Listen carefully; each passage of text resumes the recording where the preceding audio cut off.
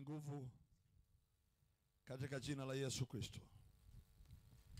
Ni siku nyingine yetu uliotupa tena kwa ajili ya kupata nafasi ya kusikia mambo makuu uliyoandaa kwa ajili yetu siku ya leo. Tupo katika uwepo wako. Tunaishi ndani ya uwepo wako. Nawe Mungu wasema nasi kila wakati. Tunajiweka wakfu kwa kusikia. Masikio yetu yakapata kusikia. Asante kwa wokovu. Asante kwa msamaha wa dhambi. Asante kwa uponyaji wa mwili. Asante kwa sababu ya kuishi katika mafanikio. Asante kwa sababu ya uzima wa milele. Asante kwa yule aliyoko mahali hapa na msikiaji aliyeko mbali, yule aliyeko nyumbani mwake, anayetusikiliza akiwa kazini na jinsi yoyote alipo katika nchi mbalimbali duniani. Naomba vipawa vyako viendelee kusema nasi kwa hekima na kwa lugha nyepesi yenye kueleweka, ili tupate kusikia na kupona. Tunakataa kuishi chini ya viwango ulivyotukusudia. Tunatamani tuishi katika utukufu, hata utukufu. Neema yako ikatuangazie kila upande, jinsi ya kuingia kwetu na kutoka, ili miguu yetu sikanyage mahali pa kuteleza, wala hatua zetu zisije zikajikwaa katika jiwe. Bali Mungu, tukazione njia zako zilizonyooka mbele yetu, na hata milima na mabonde ukiwa umesawazisha. Ni katika jina la Mwokozi Yesu tunaamini ya kwamba Mungu umetujibu. Amen. Tumpe Yesu makofi mazuri. Nisaidia kumsalimia aliye karibu, jirani, rafiki, mwambie tu shalom. Bwana Yesu asifiwe. Ni majira mazuri. Haleluya. Ni saa 10:30, wakati mzuri wa kwenda kulisikiliza neno, na huku tukiendelea kupokea upepo wa bahari ya Hindi. Bwana Yesu asifiwe. Haleluya. Wangapi wamebarikiwa kwenye hizi siku 3 tulizoanza? Kuna asilia kidogo ya kuelewa, maana sidhani kama mimi natumia lugha ngumu kidogo. Nafikiri nitaeleweka tu kidogo kwa sababu ya urahisi wa lugha yangu. Imani ya Agano Jipya ni ipi? Amen. Ya Agano Jipya ni imani ya kazi iliyomalizika, ambayo katika hiyo Mungu hadaiwi chochote. Saizi Mungu amekaa kwenye kiti cha enzi, amestarehe, na mwana naye amekaa, baada ya kumaliza kazi amekaa mkono wa kuume wa Baba. Hawana kazi tena. Hawana kazi. Mwenye kazi ni Holy Spirit tu, aliyoko kwenye uwanja sahihi, kuzifungua fahamu zetu tuweze kuyaelewa mambo tuliyotendewa, mambo tuliyopewa. Amen. Ili tuyaishi hayo maisha. Na ndio sababu alilazimu aje Roho Mtakatifu, ambaye ndiye atakaye kuwa mwalimu wetu, atufundishe na kutuingiza katika ile kweli. Bwana Yesu asifiwe. Sasa wakati huu si wakati wa kusema tunaomba. Ni wakati wa kusema naomba unifundishe nizione baraka zangu. Maana ukweli baraka ni kwamba tunazo ila hatuzioni. Amen. Hebu sema amen, amen. Hiki kipindi kwangu sio kipindi cha kupigana na majini. Ni kipindi cha majini kujua ya kwamba si wakati wao wa kutawala tena. Huu ni wakati wetu sisi kutawala. Haleluya. sisi hatushindani, tulishashinda. Ushindani wetu tuliupata katika Kristo alipoenda msalabani kwa ajili yetu. Hapo ndipo mahali tuliposhinda. Bwana asifiwe. Hamna wa kutuonea, hamna wa kutunyanyasa, maana pambano lililopigwa liliisha, vita vilivyofanyika viliisha. Kilichobaki ni kile Yesu alisema, enendeni mkawafanye mataifa kuwa wanafunzi, kuyafundisha kuyashika yote niliyowaamuru. Basi. Haleluya. Ni hiyo kazi kubwa tunayo, ni kuyahubiri maneno yale ya ushindi pale Calvary na kuwatangazia watu ushindi wao, msamaha wao, ya kwamba adui aliyekuwa ametumiliki kwa miaka mingi leo hana amri juu yetu, wala hana mamlaka juu ya maisha yetu. Haleluya. Sema amen. Geukia jirani yako mwambie hauna wa kukutisha. Haleluya. Wangapi wananielewa hii lugha kidogo? Ukijizoesha vita utabaki vitani. Ukijizoesha uelewa wa kushinda utakuwa mshindi. Ngoja nikupe mfano ambao nautumia kila wakati. Wakenya ni wakimbiaji wazuri sana, wa mbio ndefu. Vile walivyo, hata kama hana sura nzuri, ukija kwenye swala la kukimbia atakuacha nyuma tu, maana ushindi wake hauonekani kwenye sura, uko ndani ya moyo wake. Alishajitamkia, ninaenda kuleta gold medal, ni ya kwangu. Sisi wengine tukienda mbio na wao tunasema tunaenda kushindana na Wakenya. Wakenya wanasema tunaenda kuleta medali. Sasa angalia tofauti ya wanaoenda kukimbia. Hawa wanaenda kushindana, hawa wanaenda kuleta medali. Tutaweza kufanana na wao? Mioyo yao ilishajua wanaoenda kushindana na wao ni wasindikizaji. Ukienda kuangalia zile mbio, utakuta vyombo vya habari vinawamulika wao peke yao. Wengine wanatamkwa hawa hawana record. Mwenye record ya kushinda ni huyu Koech.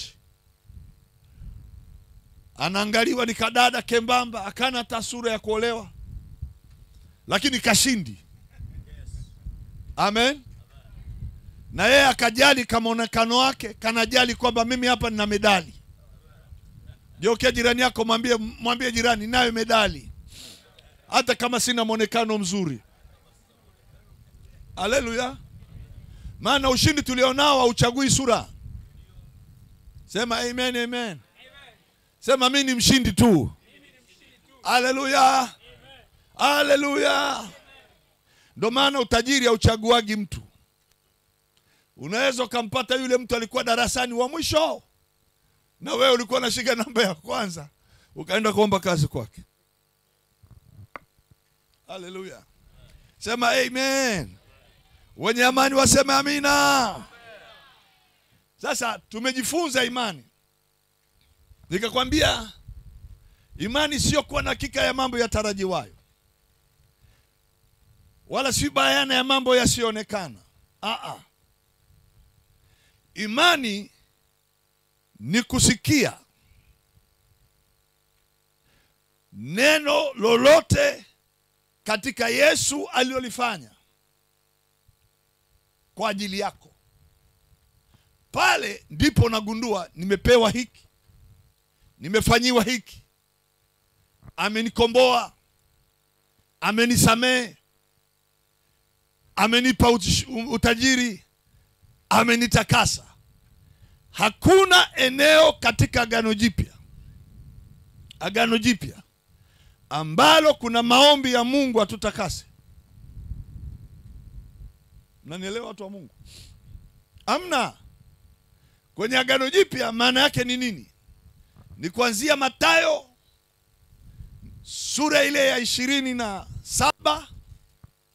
26, 27. Ndio Agano Jipya linaanza hapo. Mathayo 1, 2 mpaka 25, Agano Jipya hamna hapo. Agano Jipya ni kipindi Yesu anakufa. Agano Jipya linaanza wakati Yesu anasema hiki ni kikombe cha damu yangu, nyweni nyote. Hili ni agano jipya katika damu yangu. Alafu anaenda Calvary. Siku hiyo hiyo anamaliza agano la kale hapo. Kwa hiyo yale yaliyokuwa nyuma hapo, bado Yesu alikuwa anaendeleza kitabu cha Walawi. Anaendeleza Torati. Siku Torati ilipomshika kampeleka msalabani, Torati kamhukumu. Ndipo agano la kale likafanya nini? Wanaonielewa sema amen. Sijui kama inaeleweka hii lugha. Ili liwepo kuwa ni agano, lazima yule aliyelifanya afe. Akiwa hai hamna agano. Hamna. Kitabu cha Waebrania sura ya 9 anasema kwenye mstari wa 16. Hebu tusome. Alafu nikuletee haki yako. Maana unayo haki lakini hukuitaka haraka. Uliisubiri sana. Hiyo ni haki tunayo. Hebu sema ninayo haki. Sema kwa sauti imebarikiwa. Sema sina wa kunilani. Sema hakuna atakayeweza kufungua mdomo akisema eti sitafanikiwa duniani. Hamna huyo binadamu. Hamna.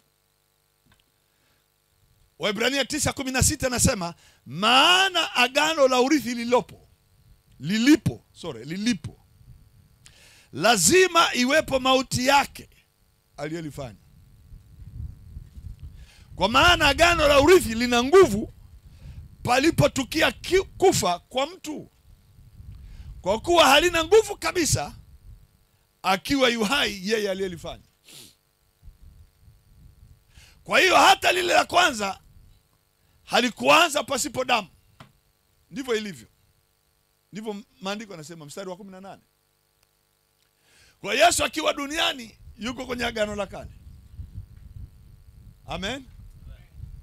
Na ndio kwa sababu hiyo Wayahudi walipomshika walimwambia Pilato, sisi tunamhukumu huyu kwa Torati yetu,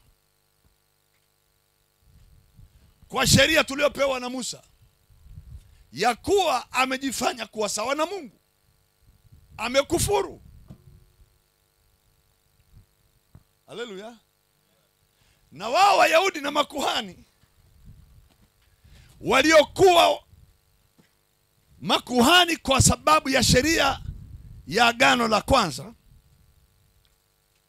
kutoka kwa kabila la Walawi, walitakiwa na wao wapate kufika mwisho wao wa lile agano, ili tusibaki kuombewa na Walawi na tusirudi tena kila siku kwa Walawi na matoleo ya sadaka ya ukombolewa. Amen. Sema amen, amen.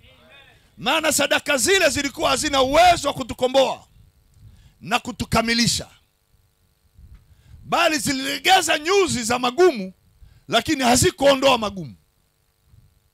Bwana asifiwe. Haleluya. Ili lije agano lilo bora, akaja yeye aliyeandikiwa, ambaye ni mfano wa yeye aliyekuwa anaitwa kuhani mkuu Melkizedeki. Akaja ili awe kuhani mkuu Yesu wa kabila la Yuda, ambalo katika hilo hakuna kuhani anatoka. Amen. Wakati anawaambia wale wazee kule Sanhedrin, kwenye baraza la wakuu wa sinagogi na makuhani, mtamwona mwana wa Adamu ameketi mkono wa kuume wa Mungu Baba. Kuhani mkuu kwa namna yake pasipo kujua alirauka kwa hasira, maana walitafuta kosa kwa kumhukumu Yesu, hawakuona. Hata kwa kosa la uongo akainuka kuhani mkuu baada ya Yesu kujitamkia, mtamwona ameketi mkono wa kuume wa Mungu. Akavua vazi lake la kikuhani, akasema kwa hasira, hatuhitaji shahidi, mmemsikia mwenyewe amekufuru. anastahili kufa. Kumbe andiko linasema kuhani wa Lawi atamaliza ukuhani wake akipasua vazi lake la ukuhani na kulivua, ndipo ukuhani wa Lawi utaisha. Ndipo siku hiyo hiyo kuhani mkuu wa Walawi akafanyika mwenye dhambi, hawezi tena kuniombea. Sasa kwa sababu tayari amekuwa naye mwenye dhambi, Yesu akachukua ukuhani mkuu kutoka kwa Walawi. Sema amen, amen.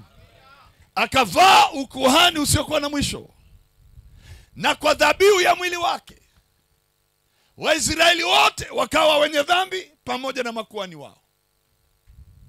Sasa msamaha usitolewe kwa Wayahudi wenyewe, maana Wayahudi tungepata wokovu, ninyi mngenda wapi? Mungu akaweka neno kwa Torati ya Musa, maana wa mataifa walikuwa hawana wokovu, wala walikuwa hawana dhabihu, wala hawana nabii, wala hawana agano. Ikabidi Mungu atumie maandiko ya agano la kale, moja kwa Abraham. Sema amen, amen. Kwa ataitwa baba wa mataifa yote. Amen. Na pili ni kwenye dhabihu ya sadaka, ambayo ilikuwa inachukuliwa ya wanyama wawili. Sema amen, amen. Hawa walikuwa naitwa mbuzi wa Azazel. Wanapelekwa kwenye mlango wa hekalu, wanapigiwa kura hawa wawili, mmoja afe, mmoja achiwe. Bwana asifiwe. Sema amen. Mmoja afe, mmoja achiwe. Yesu akachukuliwa akapelekwa kwa wa mataifa, ikapigwa kura, Baraba achiwe au Yesu wa Nazareti achiwe. Kura ikamwangukia Baraba achiwe. Sema amen, amen. Muuaji, mtu aliyekuwa tayari ametiwa hatiani na makosa yake yamempeleka kuhukumiwa kifo, ghafla Masihi analetwa. Haleluya. Ili na wao wa mataifa wasadikike wamepata Pasaka, wamepata dhabihu ya msamaha, wamepata damu ya ukombozi. Haleluya. Pilato naye akajaribu kumwachia Yesu, ikashindikana. Wasaidizi wakamwambia imeshindikana kwa mbinu zote. Ndiyo, kuna mtu alitoa Baraba hapa. Baraba manake mtoto wa baba, mtoto wa kiume wa baba. Bar manake kijana wa kiume. Aba baba, kwa hiyo ni kijana wa baba. Haleluya. Sema amen, amen. Haleluya. Anawekwa Baraba hapo, muuaji amewekwa Yesu hapo. Wewe ungemchagua nani? Kama Mkristo ulioko hapa, nani asulubiwe? Ni Baraba achiwe au Yesu achiwe? Kama Yesu angeachiwa leo, mngeokoka nyie watu hapa?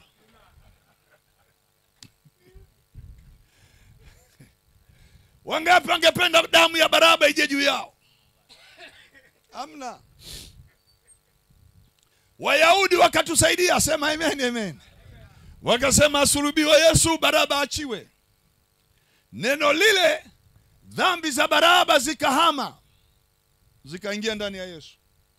Haki ya Yesu ikahama, ikaingia ndani ya Baraba. Tamko likasema mwachieni Baraba, fungueni, mpe uhuru aende zake. Tumtendaje Yesu? Sulubiwe huyu. Ndivyo wewe ndio ulioko hapa, Baraba unayekuona. Ndio kwa jirani yako mwambie wewe ni Baraba uliachiwa. Kuna watu wanalaumu, hawajui kama Yesu ndio alikuja kwa ajili yako. Wewe ndio wakufa, lakini kafa Yesu kwa ajili yako. Kama unaamini usema amen. Hebu sema naamini. Mimi ndio stahili kuhukumiwa, lakini kaja Mwokozi kahukumiwa badala yangu. Mimi nimeokolewa. Sema amen. Haleluya. Kwa Abraham, nipe mwanao Isaka umpendaye. Mungu anamwambia Abraham, nipe Isaka huyu mwanao wa pekee umpendaye. Abraham hakusita. Sema amen, amen. Kamka asubuhi na mapema, kamchukua mwanae. Chukua kamba, chukua kisu. Mwanangu, nisindikize mahali nikatoe sadaka ya kuteketezwa. Mtoto naye anamjua baba ana tabia na Mungu, wanaongea na Mungu, na mara nyingi anamtoleaga Mungu dhabihu. Wakaondoka hata mama yake hajaamka. Mpaka Moria. Amen. Mtoto anamuuliza baba, sasa baba, mbona sijawahi kuonaga tunaenda kutoa sadaka bila kuona kondoo? Kondoo wa sadaka iko wapi? Baba akatamka tu kwa urahisi, mwanangu wewe, Bwana atajipatia.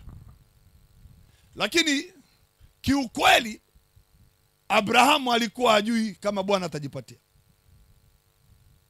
Alikuwa hajui. Maana Abrahamu alimsikia Mungu mara ya mwisho anaongea naye, nipe huyu. Amen. Hii mambo atajipatia mwingine, Abrahamu anajua, hajui mwingine. Na kuchinja mwanangu, lakini sikwambii. Twende. Hello. Bwana asifiwe.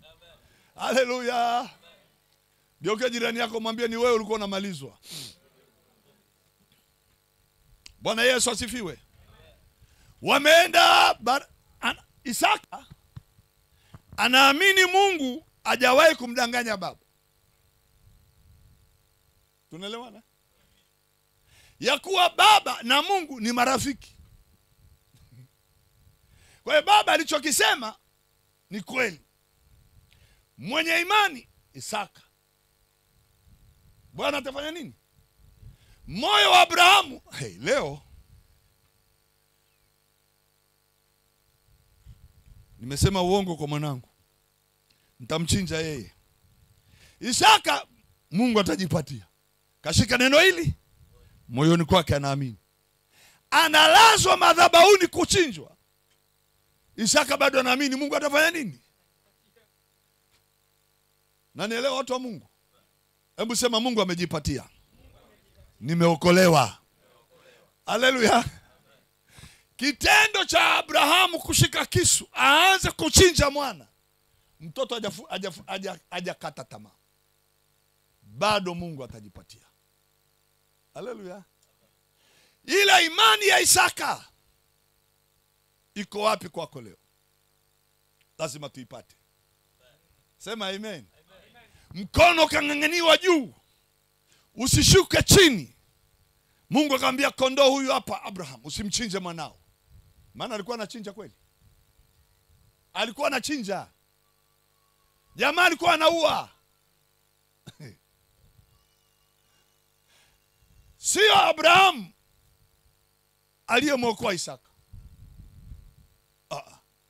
Abraham alikuwa anamaliza. Imani ya Isaka ndiyo ilisababisha kondoo apatikane. Halo. Sema amen, amen. Bwana Yesu asifiwe. Sijui kama utanielewa haraka.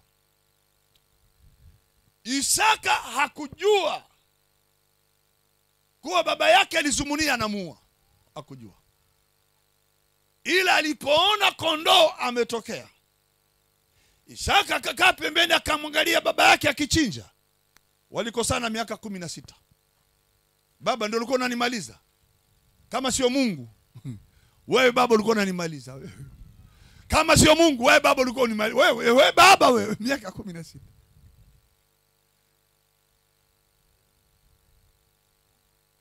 Halo. Kila siku akikaa hivi anamwangalia baba yake, ni yule anaenda anasema afadhali ameenda, maana asija kanrudia tena. Akasema Mungu amesema amen. Hebu piga kelele, sema tumeokolewa. Sema tena kwa sauti, nimeokolewa. Sema nimempata Mwokozi wa maisha yangu. Haleluya. Kwenye hilo eneo ndipo baraka zinaanza kwa Isaka kushuka. Baada ya Yesu kufa ndipo baraka za urithi zinaanza hapo kwenda na wewe. Ndipo baraka za agano zinaanza na wewe. Sema amen, amen. Haleluya. Historia inasema Baraba alipoachiwa pale kwa Pilato, aliondoka akitembea kila mahali, mji kwa mji. Historia, labda wewe ujue vitabu vya historia bado vipo. Akipaza sauti akisema, yule Baraba aliachiwa ni mimi. Nilikuwa nakufa, lakini nimempata Mwokozi. Na mimi natamani na wewe uwe na sauti hiyo hiyo ya Baraba. Ingelikuwa sio Yesu, nisingelikuwa leo hapa. Ningelikuwa nimemalizwa, singeliishi. Haleluya. Sema kwa sauti amen.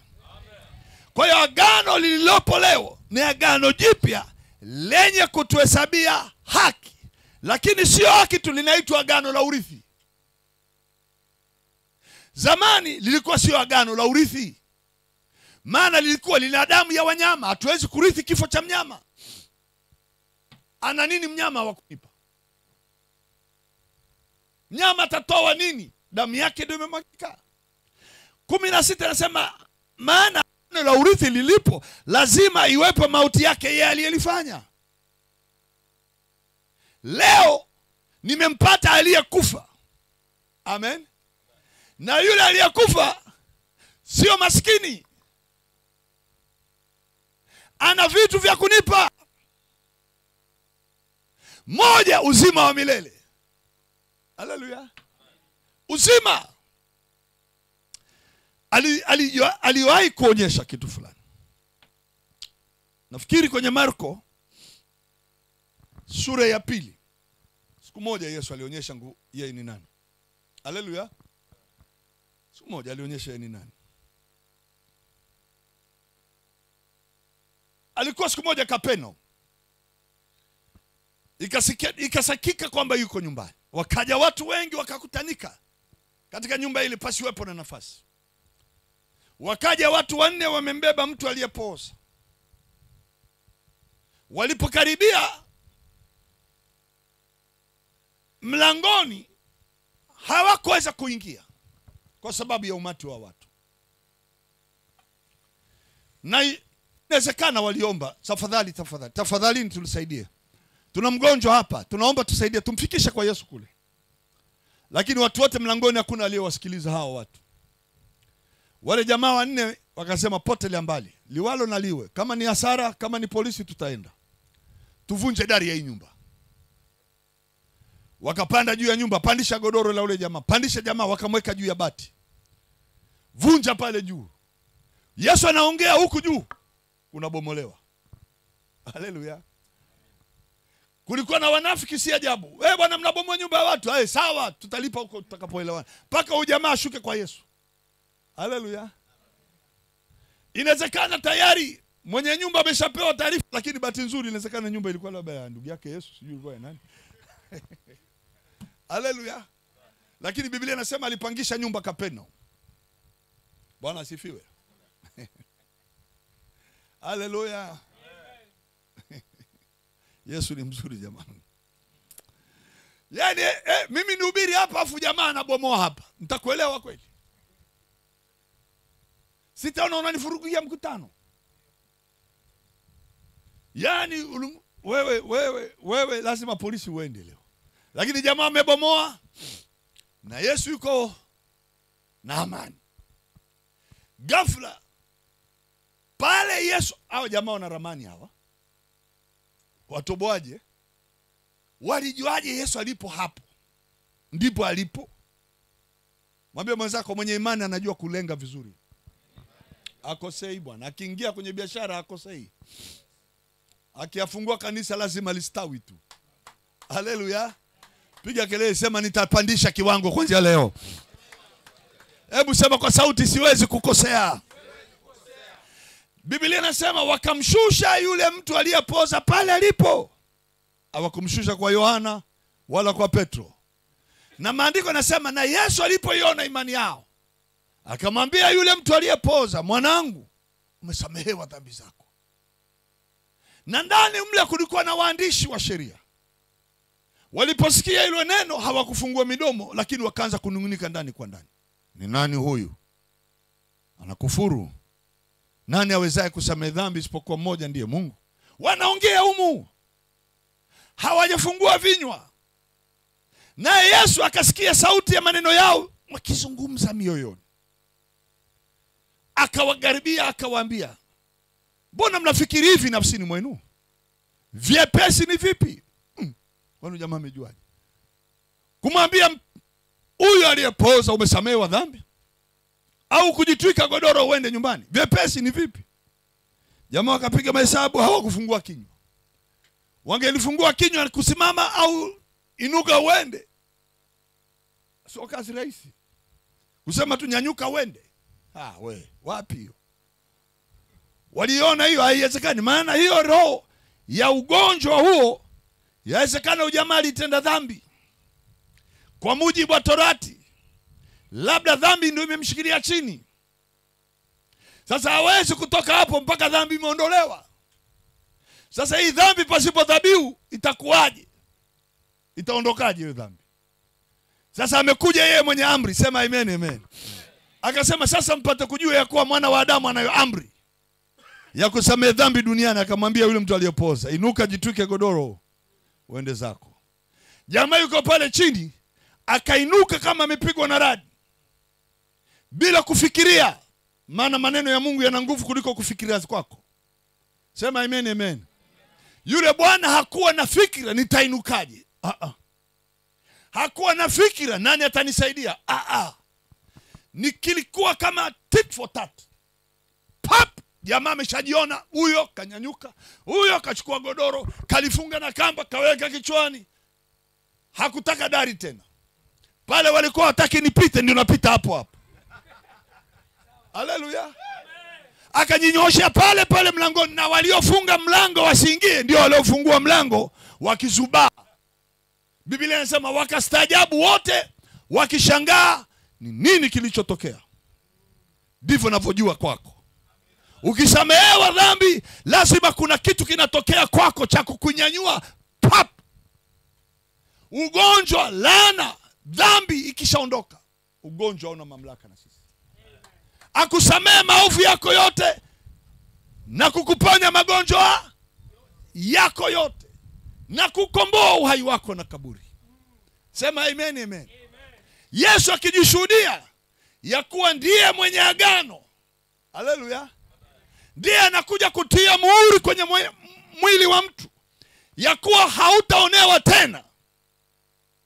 Haleluya. Hutasumbuliwa na kiumbe chochote. Siku moja sijui alikuwa anaenda wapi Yesu, alafu akakatiza tu akasema twendeni njia hii. Wakajikuta na wanafunzi wake wanaenda mji unaitwa Nain. Kumbe kule Nain kuna kilio cha mwanamke mjane. Mwanae wa pekee amekufa. Na kwa kuwa ni mjane na maana mume alishakufaga. Na mwana pekee na maana alikuwa amebaki na mmoja. Na marehemu amekufa, ameacha mtoto mmoja. Alafu huyo mtoto naye amekufa. Halo. Alafu sasa watu wa mji wamemchukua mtoto, wameweka kwenye sanduku. Na mama yake, twende. Wanaondoka nje ya mji wa Nain. Historically, kwa desturi ya Wayahudi wa zamani hizo, sijui kama wale wanaweza na hiyo tabia. Bwana asifiwe. Yule mwanamke hafai kuolewa wala hafai kurudi nyumbani baada ya msiba. Maana uliolewa na kijana wetu, kijana ameshakufa, ameacha mtoto na mtoto amekufa, wewe mama ufai. Tunaenda na wewe na hatukuziki mtoto wako ndani ya mji, tunamzika nje. Na watu wanatoka wakiimba barabarani, wanapokupendeka, wanapokusindikiza nje ya mji, wanakuimbia maneno mabaya.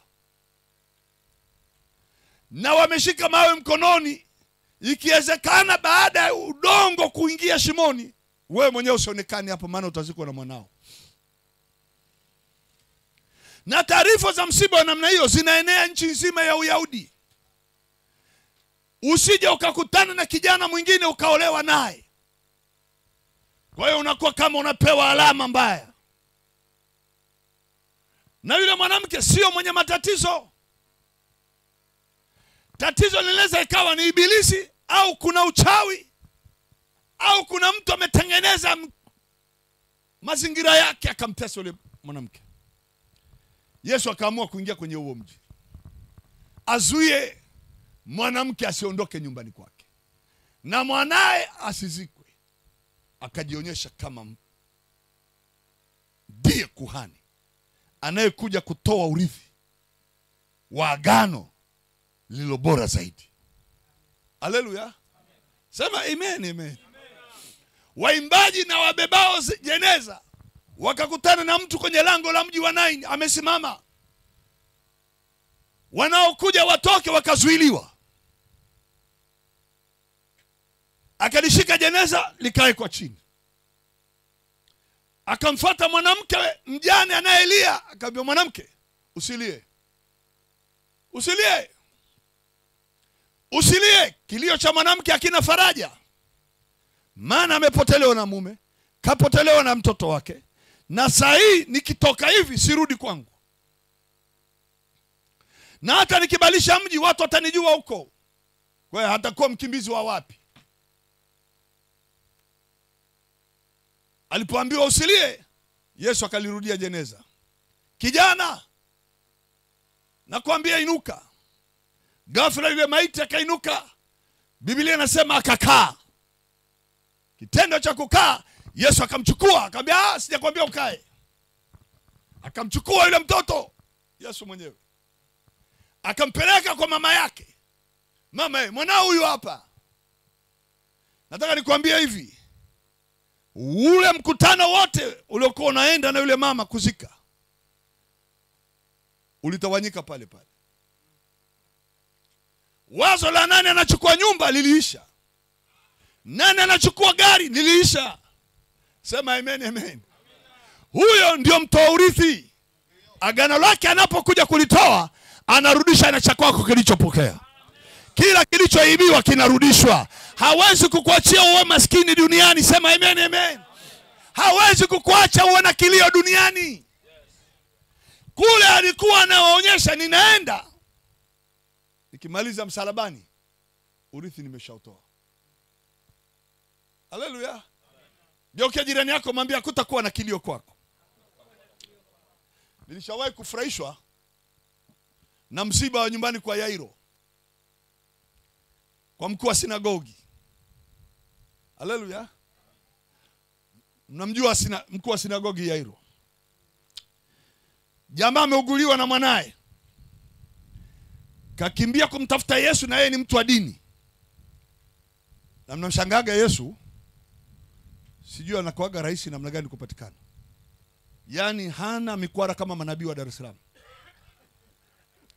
Maana mpaka umpate nabii wa Dar es Salaam lazima uwe kutane na jamaa mwingine na jamaa mwingine, na uje na bahasha nene ya kumuona nabii. Yesu ni simple sana. Rahisi mno. Haleluya. Yaani rahisi, hata kichaa wanaongeaga naye. Anamaliza na mki. Yaani anamaliza.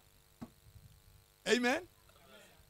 Geukia jirani yako, mwambie kumpata Yesu ni simple. Hamna gharama. Ametoka Yairo mbio. Jamani, mmesikia wapi? Yuko mtaa wa pili hapa. Huyu hapa. Yairo akawa mnyenyekevu sana. Akamwangukia, akamwambia, Bwana tafadhali, mwanangu yuko katika kifo. Na kusihi na kuomba nisaidie ili jaribu mwanangu asife. Yesu akamwambia, Yairo, usiogope, twende. Hata kufa mwanao. Twende. Huku nyuma adui wa Yairo akajua ameenda kumfuata Yesu ili aje amponye. Atajuta. Hakikisha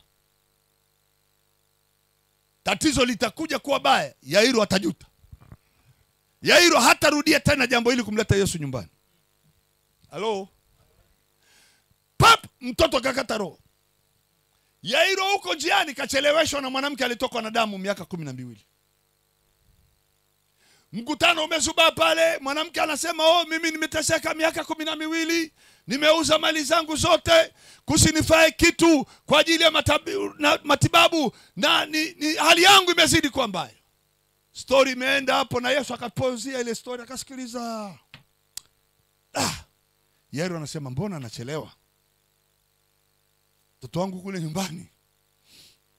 Yesu tuharakisha, akamwambia, "Usijali Yairo, tunaenda, tutafika. Usiogope. Niko na wewe na mimi, hatutaachana hapa." Ghafla wanamaliza na mwanamke. Kundi la watu limetoka nyumbani kwa Yairo. "Yairo, tafadhali, hebu tuongee." Nini tena? "Usimsumbue mwalimu. Mwanao ameshakufa. Kwa nini tena kuhangaika na Yesu? Twende nyumbani, msiba umeshakuwa mkubwa, watu wanakusubiri." Yairo kidogo pressure impate. Yesu akamsogelea akamwambia, "Yairo, punguza pumzi. Niko na wewe. Usiogope." Kuna lugha ya Kiingereza nyingine ilishawahi kuisikia, inasema, "Wapuzia hawa wauni." Nikaipenda sana hiyo Kiingereza. Kuna watu wakuongea na wewe lakini wapuzie. Mwambie mwenzako, "Wapuzia hao." Kuna watu wakiongea na wewe wapuze kabisa. Wavunja moyo, wakatisha tamaa, wachana nao. Hautatoboa. Nani amekwambia sitoboi hapa? Nani amekwambia siwezi? Haleluya. Piga kelele, sema, "Na yaweza mambo yote." Haleluya. Yairo akashusha nini? Pumzi. Mwalimu, asante. Nifanyaje? Akaambia, "Kuna watu ambao hawafai kutembea na mimi na wewe. Kwa hiyo tunaachana nao hapa hapa." Tunaachana nao. Mambo ya kuzunguka na watu wasio na imani hawafai. Tuachane nao. Njoo Yairo, kaa huko. Yohana, pita huko. Yakobo, njoo. Petro, njoo pande huu. Nyie wengine tangulieni nyumbani. Wakasimamishwa wote wasimfuate Yesu. Mimi ningekuwa nabii wa Dar es Salaam, nitaacha watu kweli? Lakini Yesu nyingine anakataa mkutano wengi. Anaona kwenda na makundi ya hao watu, inawezekana ni wengi lakini hamna mwenye imani hata hii. Hamna faida. Inabidi akae na watatu wenye imani. Haleluya. Akajigeuza na watu watatu na Yairo wanne. Hao jamaa wanauliza, "Anaendaje sasa yeye mwenyewe anatuacha hapa?" Ndivyo ninavyofahamu. Mara nyingi Yesu anaweza akakuacha hata kama unaenda kanisani. Maana alikuwa na wanafunzi 9 wengine aliwaacha hapa. Si ni kweli jamani? Alichukua wanafunzi hawa, wakabaki wanatia moyo tu, "Bwana atarudi tu, msio naogopa." Lakini mbona ametuacha? Maneno ya Yesu ni mazuri sana. Haleluya. Sema amen. Haleluya. Kuna mtu yuko karibu yako, mwambie, ongeza nguvu ya imani sasa. Utaachwa hata wewe. Yairo akatembea mguu kwa mguu mpaka nyumbani kwa Yesu. Just imagine. Yaani Yesu anaona furaha kwenda nyumbani kwako. Na si kwenda kwa sababu tu kuna muujiza anaenda kufanya, lakini kukutenga wewe na watu nyumbani kwako ambao sio wazuri. Kuna watu unaweza ukawaweka nyumbani kwako lakini sio. Mtoto wa shangazi, mtoto wa mjomba, shangazi mtoto wake mama mdogo. Kumbe walipoingia kwako ndo matatizo yanaanza. Anafika, ujue sio wazuri, anawakuta watu wanaomboleza. Wanalia kilio kikubwa, wanafanya ghasia. Maandiko yanasema, akaambia, "Nyamazeni, mtoto hajafa, amelala tu." Hapo hapo wakaanza kucheka. Jamaa kweli walikuwa wanalia au wanafiki hawa?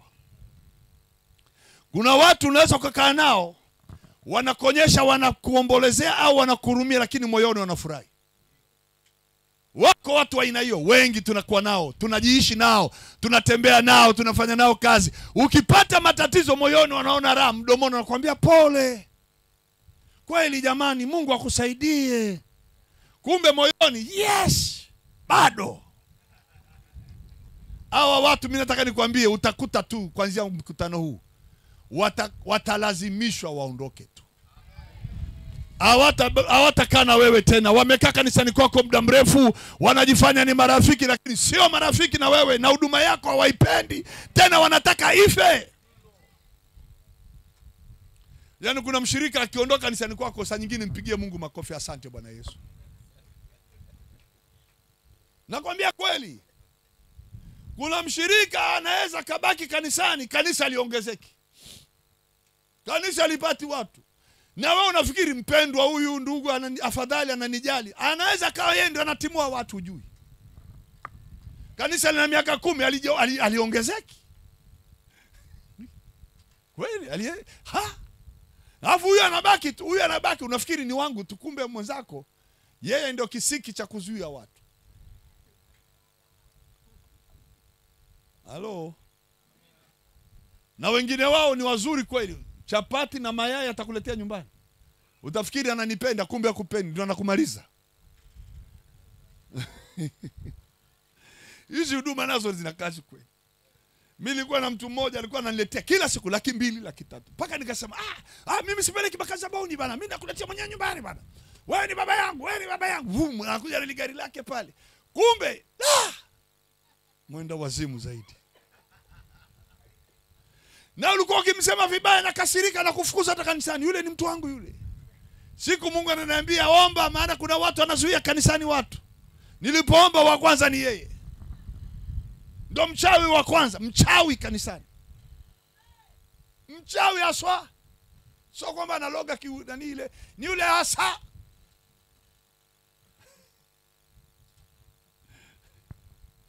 Mbona mnaniangalia hivi? Mwangalia jirani yako kama ndio yeye au sio yeye, shauri yako. Wako wana sura nzuri. Mchawi anaga sura mbaya duniani. Ndio yule the best, your friend, mpendo wako. Wewe imagine, hawa jamaa wanacheka. Yesu akaona okay, hawa ndio wale. Yairo, umeona hiyo? Jifunze hapa. Yairo akasema nimeelewa mwalimu. Mke wako yuko wapi? Yuko katikati ya wachawi. Mtoe. Mama njoo. Ingia ndani mama. Waliomo ndani humo marehemu alipo, akakuta wako ndani, tokeni nje. Kuna watu lazima watolewe nyumbani mwako, watolewe kwenye ofisi yako, watolewe kazini mwako, lazima waondolewe kabisa. Alafu eti cha ajabu, Petro, Yohana, Yakobo ingia. Mama ingia, Yairo ingia. Alafu Yesu anafunga mlango. Kwani kwake hapa? Lakini unajua kisha ingia kwako, amefanyika mwenye nyumba. Anafunga mlango maadui wasiingie tena. Na mimi nataka afunge kila eneo, wasiingie tena kwenye eneo lako katika jina la Yesu, sema amen. Wasiingie. Funga mlango. Talita 10. Msichana nakwambia inuka. Msichana kainuka. Mama mpe mtoto chakula. Lakini sikiliza Yairo, usiwaambie hao walioko nje jambo lolote humu ndani. Nyamaza, kimya. Kule nje anasema Yairo atakoma. Huku ndani mtoto anakula, hawajui.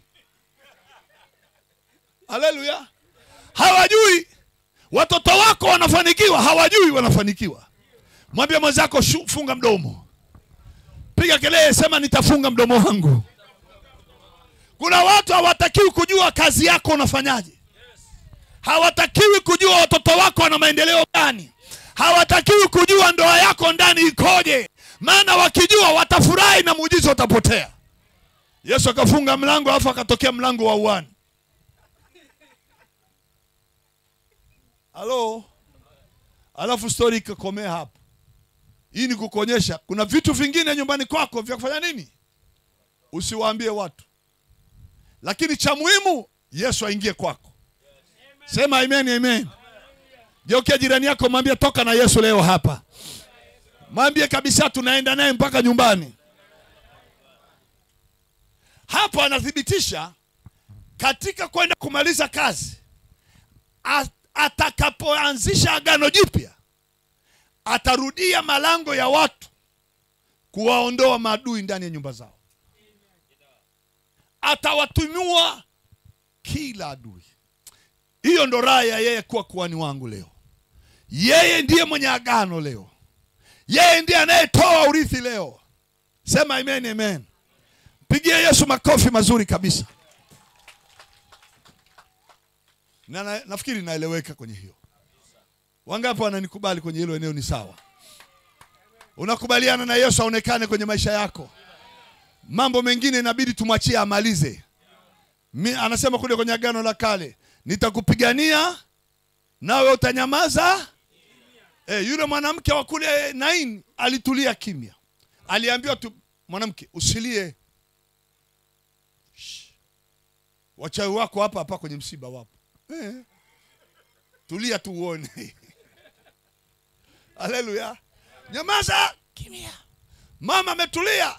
Jamaa waliobeba sanduku, ule ubabe wa kusema leo tutamwonyesha huyu mwanamke arudi nyumbani, walikuta uwezo wa kulishikilia begani hawana. Baraka ya ule mwanamke hawawezi kuondoka nayo.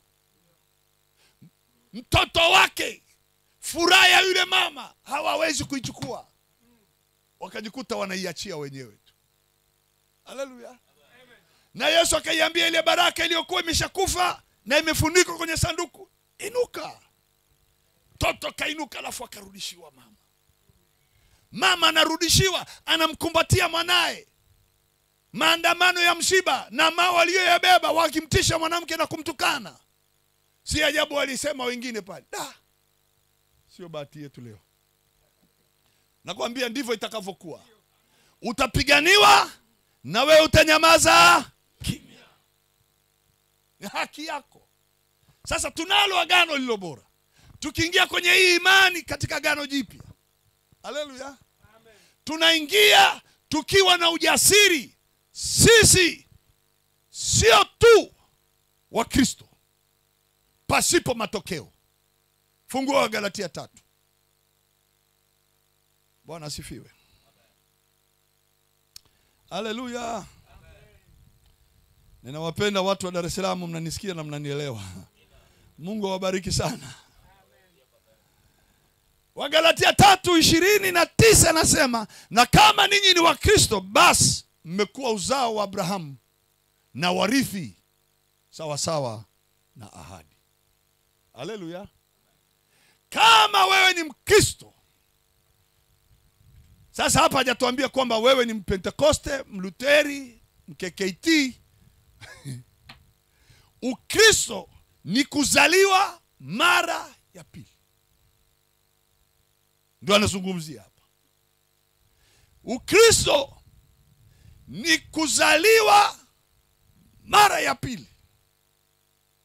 Alichosema Yesu, atakayezaliwa mara ya pili ndiye atakayekuwa mrithi wa ufalme. Sisi hapa ni wa Kristo. Hebu sema amen. Amen.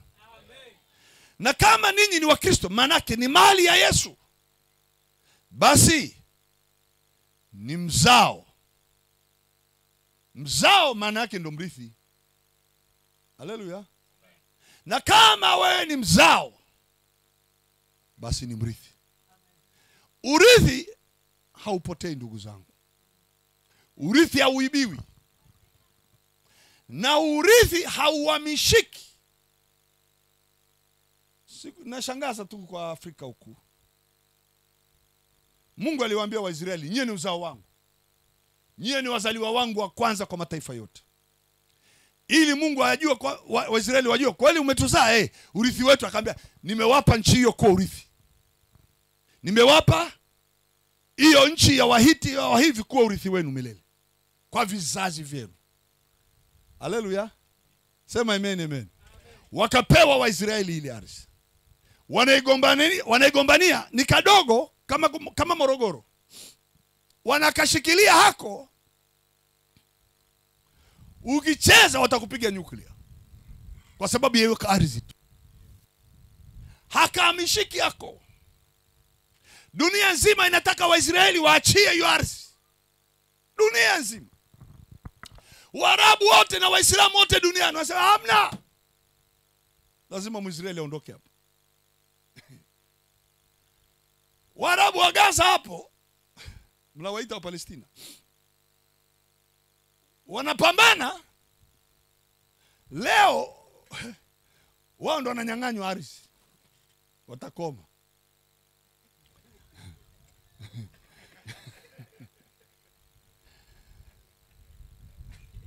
Nimemsikia balozi wa Marekani nchini Israel anaitwa John Huckabee anasema, Waarabu tafutieni mahali mtawapeleka wa Palestina. Yaani hata hapo Gaza hawaruhusi tena. Mungu wangu, wewe unataka huyu mnyang'anye, sasa unanyang'anywa wewe. Kosa liko wapi? Na mtu yoyote atakaye jaribu kukunyang'anya urithi wa haki katika Kristo ulionayo, Mungu atamfuatilia. Atamshughulikia huyo mtu, hata kile alichonacho atanyang'anywa yeye. Sasa urithi hauibiwi au nyang'anywa. Haleluya. Bwana asifiwe sana. Sema amen, amen. Hebu sema baraka yangu inyang'anywe. Sema tena haiwezi kuibiwa. Sema kwa mamlaka ya jina la Yesu, ni yangu milele. Afya ni yangu milele. Mafanikio ni yangu milele. Haleluya. Kwa hiyo tunapoingia kwenye agano jipya, tunaingia kwenye eneo la agano lenye urithi uliotolewa. Urithi ukishatolewa, wewe mwenye hiyo urithi, ndugu yangu, nikwambie tu Kristo wako, ambapo najua kila siku wa Kristo wanafikiri hawana. Kila siku wanazungumza hatuwezi. Kila siku wanasema nina adui. Let me tell you this.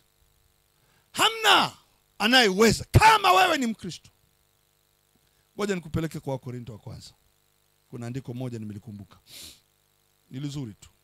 Litanisaidia kidogo. Haleluya.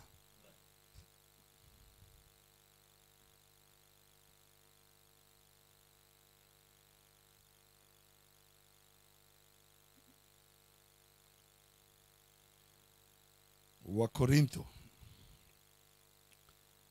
waraka wa Paulo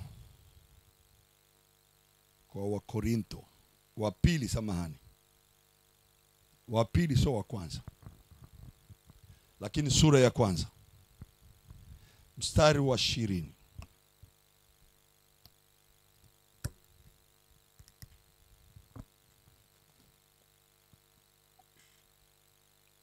Inasema hivi. Maneno haya yana mafungu matatu ya wewe kuyaelewa. Fungu la kwanza nasema, maana ahadi zote za Mungu zilizopo katika yeye ni ndio. Fungu la kwanza. Amen. Hebu sema amen, amen. Hilo ni agano la kale. Mungu aliweka ahadi ni ndio. Hakuna mtu atakayepinga.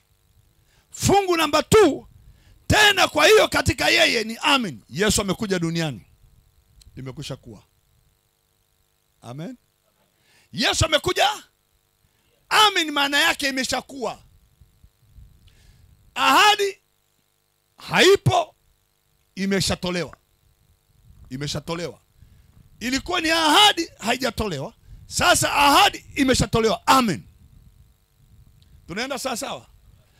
Unaendelea, anasema Mungu apate kutukuzwa kwa sisi baada ya kufufuka kwa Yesu. Hakuna deni tena. Sahihi ni mfumo wa Mungu kutukuzwa kwa kupitia wewe. Kila tukikuona, wewe hata usiposema, hata usipotuambia, tukikuona tu tutajua Mungu anatenda. Tukikuangalia tunasema hakika Mungu yuko pamoja nawe. Tukikuchunguza tutasema Mungu hajawahi kumwacha. Mambo tunayaona kwako tutasema hakuna mtu anaweza kayatenda kama sio Mungu. Haleluya. Amen. Wakati huo wewe umenyamaza, lakini tutajua tu Mungu amekubariki. Haleluya. Ndugu yangu, tutajua. Saa nyingine sio lazima tukusikie, lakini tutakuangalia tu kwa macho. Haleluya. Jinsi ambavyo siku hizi unavaa, vile siku hizi unavyoonekana, muonekano tu wa nje. Mimi kuna kipindi Nilikuwa na ugomvi na matatizo na watoto wangu na mke wangu. Sio ugomvi wa kupigana, lakini ni wa mali. Nina gari hili moja. Nina watoto wawili wakubwa, wa kwanza na wa pili. Na hao watoto pia nao ni madereva. Mama naye ni dereva. Gari ni hili. Kila siku ile gari, mama uko wapi? Naambia nakunywa kahawa na watumishi wa Mungu. Njoo nichukue mara moja. Sasa wewe mama, si niko na wageni na watu nimetoka saluni, njoo nichukue. Hataki kutumia magari ya barabarani. Watumishi samani. Mama ameniita. Huku roho ninanungunika sasa mama. Mtoto akichukua gari harudi, naanza kunungunika. Nikamwambia Mungu, nifanyaje sasa, maana sipendi kuishi hivi. Mungu akaniambia alitoe sadaka. Litoe gari, toa sadaka. Nikaenda kimya kimya kama Abrahamu kwenda kumtoa Isaka. Sikumwambia mke wangu wala mtu yeyote. Nikalitoa sadaka. Nikarudi na haisi. Nyumbani kwangu ni kijijini kidogo, hakuna mchungaji alifika. Lazima upande pikipiki au gari kulete pale. Amen. Ni kilomita 25 kutoka Arusha mjini. Gari iko wapi? Anambia nimetoa sadaka. Umetoaje sadaka na hujatuambia? Hata siku nilikuwa nimenunua sijawaambia, lakini sasa nikasema nitoe tu sadaka. Kwa nini? Kwa nini? Manunguniko nyumbani, maneno yalikuwa mengi. Lakini nilipata amani na Mungu. Basi Mungu aliniambia nikatoa.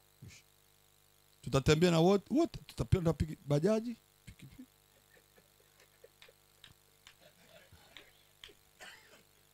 Kwa muda kweli ilikuwa ni ngumu, na mimi sijazoea kupanda haisi. Sijawahi kuzoea hiyo gari. Nikajikuta sasa napanda na mimi vihaisi. Vidaladala hivi. Daladala za Arusha nyingi ni fupi fupi. Hazina zile super roof. Kwa hiyo ukiingia kule siwezi jua dereva amekaa. Nimejikunja, mimi ni mrefu. Watu kwenye gari wanasema huyu mzungu anateseka. Huyu mzungu koko, huyu hana tagari huyu. Na nyamaza tunavumilia. Mungu wewe. Hawa jamaa wananikashifu.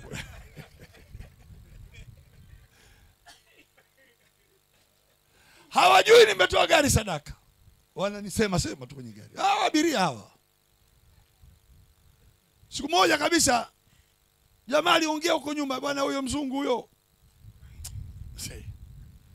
Hata mimi sio mzungu, maskini ya Mungu. Mimi ni Myuda. Ni Myahudi sasa, Myuda. Myuda na mzungu wapi? Hii rangi ya Myuda hii. Haleluya. Nikatoa konda kadai hela nikampa 10,000. Jamaa mmoja akaniambia usimrudishie chenchi bwana mzungu huyo. Nikanyamaza. Kumbe hawajui najua Kiswahili. Ile imefika konda hela yangu, chenchi yangu yuko wapi? Asi anajua Kiswahili huyu jamani.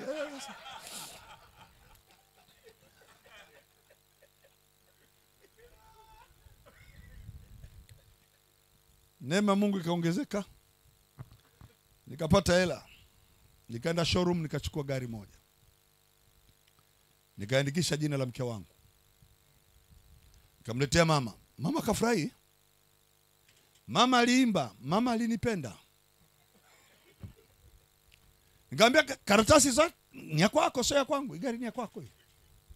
Uendeshe, ni wewe ya kwako. Mimi sina gari bado.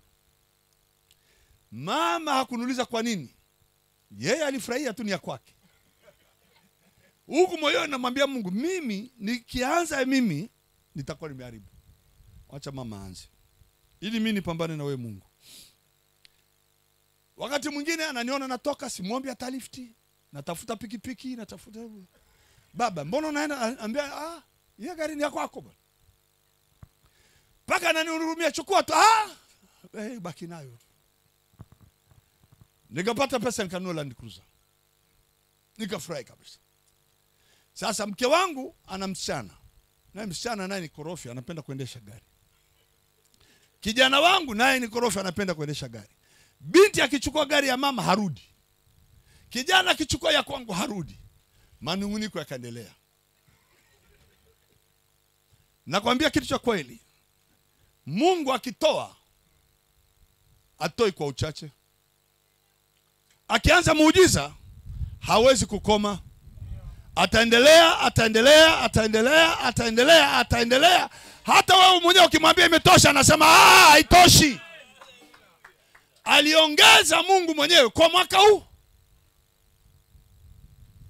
Gari ya binti kaja, gari ya kijana, gari nyingine, gari nyingine, gari nyingine. 8 zikakaa hapo.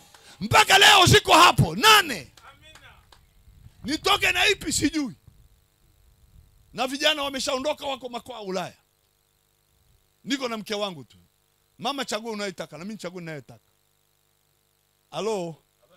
Nataka kuambia hivi, urithi ukitolewa hakuna wa kukuwekea makwazo tena. Baraka zikitolewa hakuna wa kukuzuilia tena. Hata ukisema inatosha, Mungu anasema haitoshi. Piga kelele, sema Mungu amesema haitoshi. Yesu mwenyewe alituambia atakuongezea kwa kipimo cha kusukwa na kushindiliwa na kufanya nini? Na kumwagika, pasiwe na nafasi ya kutosha. Huyu sio Mungu wa kuchezewa. Mimi namwamini katika haya. Urithi wako unaenda kuuona kuanzia sasa. Hautalala mahali. Sasa hivi nyumbani kwangu natafutaga nyumba nilale wapi. Nina mahali pa kulala kama nyumba 4 hapo hapo kwenye compound moja. Nafikiri mchungaji aliona moja na nyingine aliona ndani ya ukuta. Kule kwenye ukuta ziko nyingine. Nilale wapi? Sina mtu wa kulala. Mama, tuhamie nyumba ile. Tunawasha hita, tunaenda kulala kule. Tuhame huku saizi saa 8, twende huku, tunaenda huku. Mimi natamani iwe hivi katika majina la Yesu. Usiwe na eneo linalosemekana hiyo imetosha, hamna.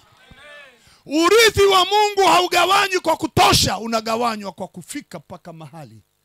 Unajaribu kuzuia Mungu, achia basi, achia, usitoi tena. Mungu anasema no. Nimekasirika walikusema zamani. Sasa nakupa zaidi. Ndio maana nakwambia hatutatangaziana, tutaona. Haleluya. Tutafanya nini? Tutaona. Haleluya. Nitakapokuona nitajua tu wewe si ule wa jana. Na mimi naliona hilo wingu liko katika huu mkutano. Viwango vile vya jana havitaendelea kubaki na wewe leo na kesho. Mungu anaenda kuyageuza mageuzi makubwa ya kila wazo na moyo uliotamani, lazima litimie ile wazo. Piga kelele, sema amen. Haleluya. Tuna amani mpaka hapo? Hebu sema urithi wangu unatolewa leo. Sema niko kwenye agano jipya. Agano la urithi. Amen. Hatutaishi kwenye agano la kusubiri. Bwana sifiwe. Nampendaga tu yule mwana mpotevu. Mimi ndo rafiki yangu yule. Mwana mpotevu. Yule jamaa alibaki nyumbani kwa baba yake, feki kabisa yule.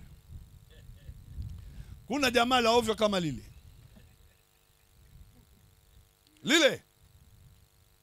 Wewe baba yako ni tajiri. Baba yako ana mali, alafu unaenda shambani na wafanyakazi.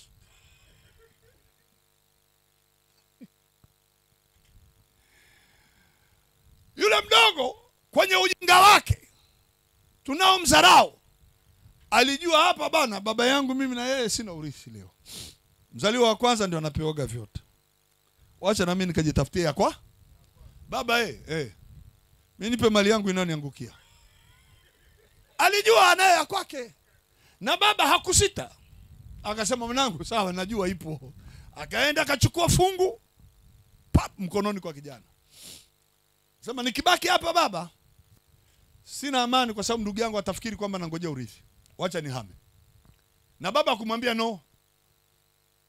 Jamaa huyo mitaani. Huko mitaani hajazoea. Kwa hiyo akapigwa za mtaani. Pesa ikaisha. Pesa imeisha, jamaa kaona da, kwa baba sina kitu tena, wacha nitafute kazi. Tafuta, jamaa hana uzoefu wa kazi. Akaambiwa wewe utalisha nguruwe. Akasema poa, hivyo hivyo. Ni mtafutaji, tusimdharau. Haleluya. Kapigizwa kule kwenye nguruwe, nguruwe na yeye na nguruwe na yeye. Nguruwe akasema na jamaa anasema ya kwangu, nguruwe anasema ya kwangu. Akapiga mahesabu akasema hapa noma. Nitumie ujanja, nitarudi kwa baba yangu.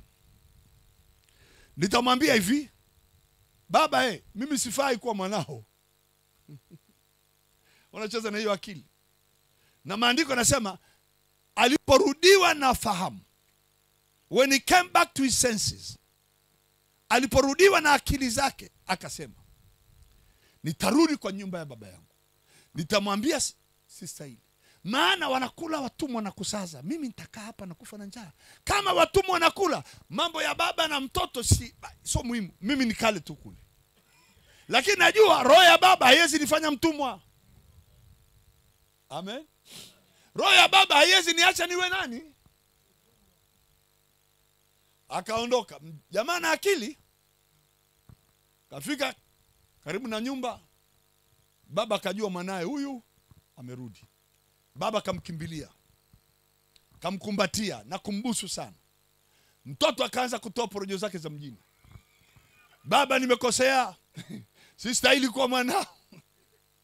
Zile toba tunazotubuku kila Jumapili. Baba mimi sistahili, nimechukuliwa mimba hatiani. Hizi maombi nyingine hizi. Kuna maombi ya Zaburi kule msiombe. Daudi alikuwa hajamuona Yesu bado. Mwache hizo. Daudi angempata Yesu asingeomba ile maombi ya Zaburi yanayoombwa. Angeimba Zaburi tu 23. Bwana ndiye mchungaji wangu, sitapungukiwa na kitu. Sema amen, amen. Haleluya. Sema amen, amen. Haleluya. Angeimba hiyo hiyo peke yake. Sasa Wakristo nao wanajua kuiga maombi ya Zaburi. Wanakutana na maombi nilichukuliwa mimba hatiani. Na wewe unaanza hivyo hivyo. Sistahili. Kama wachungaji fulani nishawahi kuhudhuria semina yao. Mwalimu wa semina anasema sisi watumishi ni lile gunia la kuweka pale mlangoni. Watu wakiingia kwenye mlango wanasafisha miguu yao pale. Nikasema hii semina sio size yangu. Mimi nikanyagwa hapa nifanyiwe hivi na watu. Hamna. Akasema tena sisi ni sawasawa na kile kibakuli. Unaenda kwenye hospitali ya meno, unaposukutuliwa meno damu inatoka, unatemea hapo. Sisi tu ni watu wa kutemewa. Nikasema huyu jamaa wacha abaki atemewe mate na hao wengine. Mimi nikajifanya barabarani wapi?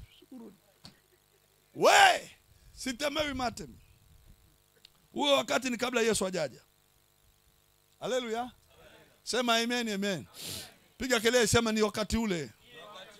Sasa hivi nimeshafunguliwa. Niko huru kweli kweli. Wana wa Mungu mnanielewa lakini. Haleluya. Sema amen. Mpo hapa kweli?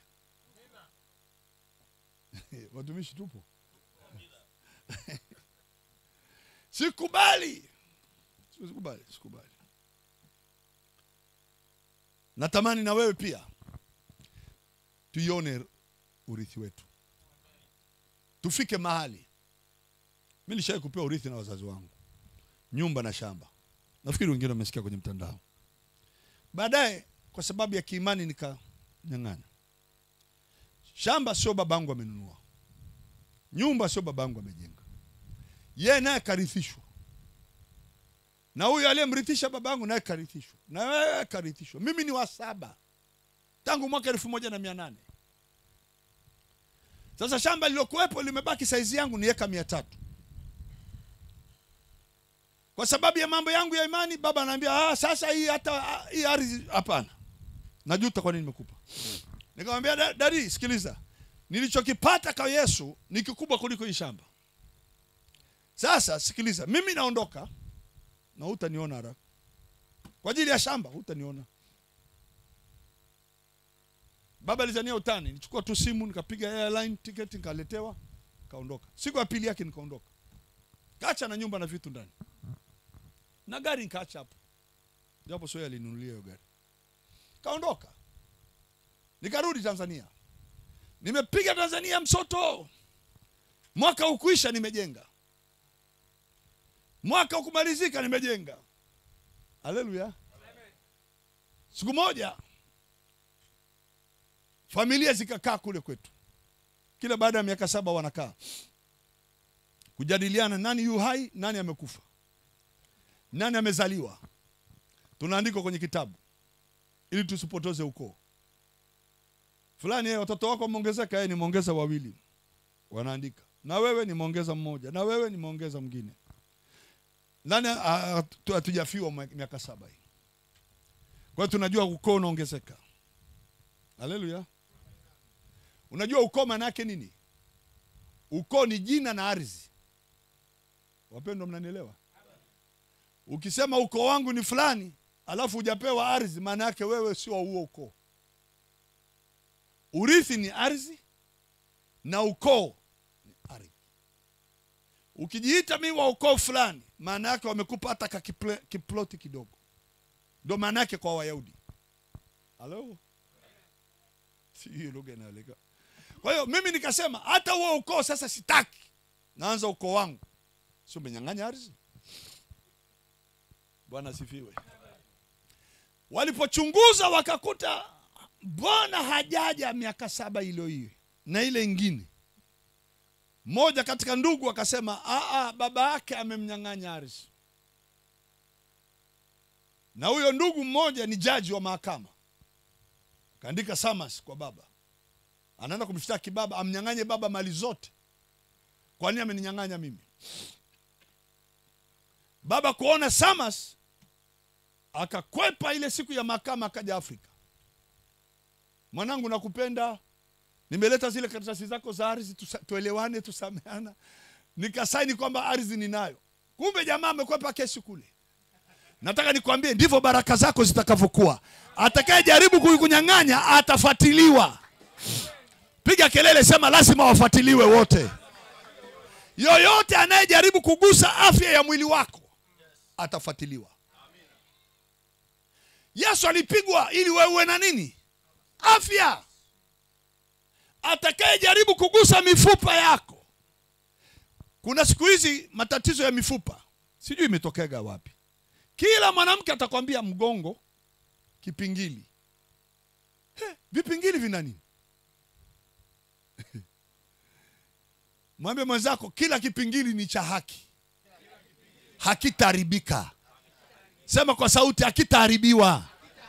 Sema kwa sauti, tumbo langu kila kitu ndani yake hakitaharibiwa na ulcers wala ugonjwa wa kansa. Siku hizi kuna matatizo. Watoto wadogo wana diabetes, wana sukari, wanatoa wapi? Zamani ukisikia ni mtu mzima sana ndio ana diabetes. Siku hizi mpaka watoto. Nataka niwaambie ukweli. Kanisa tunarudi kwenye njia. Kanisa linarudi kwenye urithi wake. Kanisa linarudi kwenye umiliki wa ardhi. Baraka za mwili, baraka za kazi, baraka za afya, baraka za watoto lazima zirudi tena mikononi mwako upya. Hatutazipoteza, maana mbingu itafuatilia ni nani amekunyang'anya. Itafuatiliwa. Mimi nikafikiri upendo wa baba umerudi. Tukacheka, tukakaa, kanipa na mahela. Kufika huko anaenda anaambiwa mahakamani umemnyang'anya, anasema mimi ardhi yake hii hapa. Mahakama ikacheka. Mzee umewahi Baba kaniambia umeniokoa bwana. Nilikuwa nanyang'anywa kila kitu. Na mimi nataka nikwambie ndivyo ilivyo. Katika ulimwengu wa roho, acha nikwambie, malaika wa Bwana anatembelea kila nyumba. Ni nani anayekuonea katika maisha yako? Nani anayezuia wewe watoto wako wasisome? Nani anayezuia wewe usiishi kwa raha? Malaika wa Bwana. Tena nikwambie hivi, kuna malaika kazi zao wao ni kuhakikisha kwamba wanapigana tu. Wataanza kupigana na adui zetu. Haleluya. Ndivyo ilivyo katika maisha yetu tulionayo. Mungu hawezi kukuacha ukaibika tena. Mimi nikasema pamoja na kwamba imerudi, sirudi tena kwa baba. Kijana wangu aende huko. Kwa hiyo kijana ameenda huko. Yeye ndo akakae huko. Sasa mimi nipige gospel, maana huu ndio urithi nimeuona sasa. Haleluya. Sema amen, amen. Mimi sasa hivi urithi wangu ni hii Biblia. Nitatembea na Biblia mpaka siku nitakapoamua niondoke duniani. Maana siondoki ghafla tu hivi. Sema amen, amen. Mwambie jirani yako usiondoke mbio. Amen. Wale waliokuwa siku ya kwanza wanakumbuka hilo neno. Wangapi wanakumbuka ile siku ya kwanza? Hakuna kufa haraka. Mwambie mwenzako hakuna kufa. Labda kama hauna hela. Amen. Kama hauna hela, mwambie Bwana sasa mtumishi wako ameona vyema umchukue. Akondoe lakini bila magonjwa. Muondoke kwa kupatana. Amen. Sema amen. Mambo kufa na ugonjwa mimi sioni ni haki. Yaani unaenda kulazwa Muhimbili pale, watoto jamaa wanakuja, hela yote inaisha pale. No. Hebu weka mkono kwenye mwili wako, sema hautalala kitandani kwa ajili ya magonjwa. Wewe ni hekalu takatifu, mali ya Mungu, umenunuliwa kwa thamani. Kila kilichoko ndani ya mwili huu kimelipiwa fidia. Magonjwa ya mauti, magonjwa ya uchawi hayana mamlaka na mimi, kwa jina la Yesu. Amen. Tena Biblia inasema kwenye Wagalatia hapa. Hebu nifungue Wagalatia 3. Juu ya mwili. Haleluya. Fungua na mimi Galatia 3.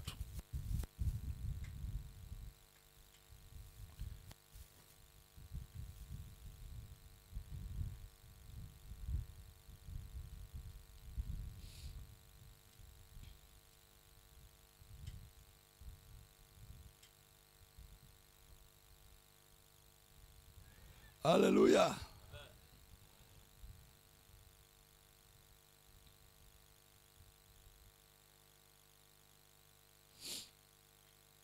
Inazungumza juu ya agano la imani ambayo kwenye hiyo Mungu nilisema majuzi, nilisema majuzi. Kwenye mstari kuanzia ule wa 21, 22. Haleluya. Mungu ameyafunga yote. Lakini twende hapa. Twende kwenye mstari ambao unatamani wa 14.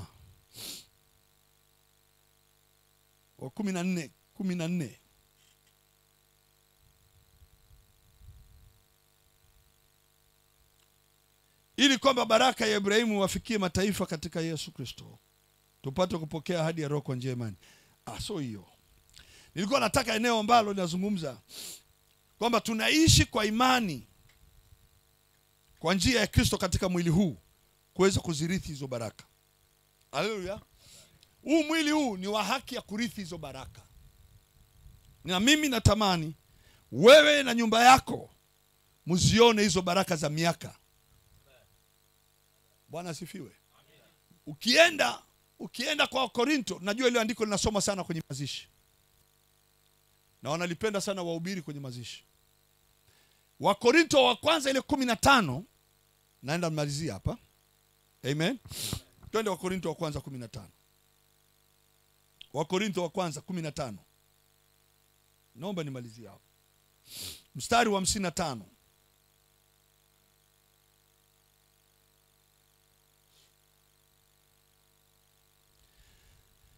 Andiko nasema, kuwapi ewe mauti kushinda kwako? Uwapi ewe mauti uchungu wako? Uchungu wa mauti ni dhambi na nguvu ya dhambi ni torati. 57 inatumalizia, lakini Mungu ashukuriwe atupae kushinda. Amen.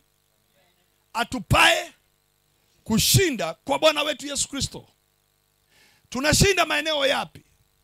Tunashinda kwenye eneo ambalo mauti ilikuwa inatawala. Tunashinda kwenye eneo ambalo dhambi ilikuwa inatawala.